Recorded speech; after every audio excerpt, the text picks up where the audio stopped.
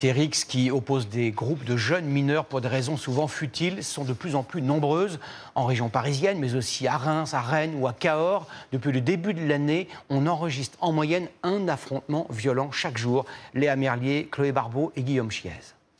En mars dernier, au milieu des passants, un jeune est passé à tabac à la sortie d'un lycée parisien. Il est frappé à coups de marteau. Il y a quelques semaines, une bagarre éclate dans le RER entre deux bandes armées de couteaux et de haches. Ces rixes violentes entre jeunes sont-elles plus nombreuses?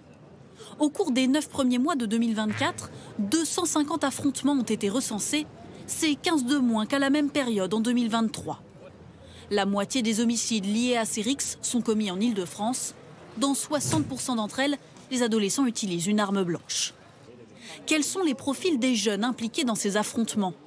Ce sont principalement des hommes, connus des services de police, âgés de 15 à 25 ans, dont le passé est souvent déjà émaillé de violence, d'après cet éducateur.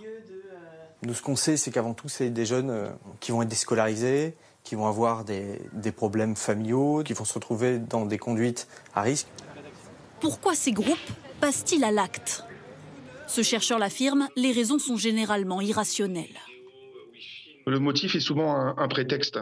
Ça peut être pour une raison économique, une dette, ça peut être pour une fille, ça peut être pour un regard de travers. La dynamique de la bande, c'est une dynamique de conflit. Donc après, il suffit d'une étincelle pour que ça mette le feu aux poudres. Selon lui, ces violences sont aussi exacerbées par les réseaux sociaux. Les affrontements sont commandités en ligne, les rixes souvent filmés et diffusés par leurs auteurs eux-mêmes.